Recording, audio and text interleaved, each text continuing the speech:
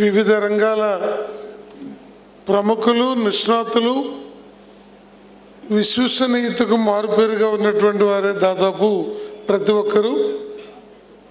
అలాగే ఈనాడు సభకు హాజరైనటువంటి నగర ప్రముఖులందరూ కూడా సమాజం పట్ల అంకితభావం కలిగినటువంటి వారు అత్యధికులు హాజరవడం గర్వకారణం. దానికి ప్రధాన కారణం రామోజీరావు గారి వ్యక్తిత్వం, ఆయన జీవితం, ఆయన ప్రతి అడుగు విశ్వసనీయతకి మారుపేరుగా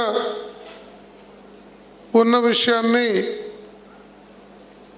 మన రాష్ట్రమే కాకుండా, మన దేశమే కాకుండా ప్రపంచవ్యాప్తంగా ఉన్నటువంటి తెలుగు ప్రజలందరూ కూడా వారి మరణాన్ని చాలా బాధాకరంగా భరించినటువంటి విషయాన్ని నేను చాలామంది దగ్గర నుంచి విన్నాను.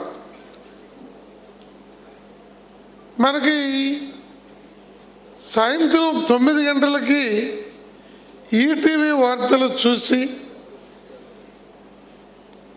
9:30కి పడుకునేటువంటి వాళ్ళని నేను ప్రముఖులుగా ఉన్న చాలామందిని చూశాను, విన్నాను. నువ్వు ఎన్ని గంటలు పడుకుంటావంటే 9 గంటల ఈటీవీ వార్తలు చూసిన తర్వాత పడుకుంటానని. అంటే 9 గంటల ఈటీవీ వార్తలు అనే దాని వెనుకున్న వారికి ఉన్నటువంటి ఒక నమ్మిక ఏమంటే రాజకీయ పరిణామాలు కానీ ఇతర అంశాలు కానీ ఈనాడు ఈటీవీలో విశ్వసనీయతకి మారుపేరుగా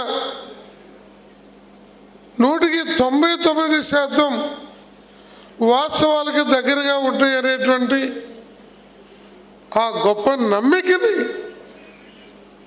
ఇంత సుదీర్ఘకాలం నిలబెట్టుకోవటం అనేటువంటిది రామోజీరావు గారికి సమాజం పట్ల, పత్రికా రంగం పట్ల, నైతిక విలువల పట్ల, ఆర్థిక పురోభివృద్ధి పట్ల, ప్రజలను విశ్వాసంలోకి తీసుకున్నటువంటి విషయంలో వారికి ఉన్న అంకిత భావం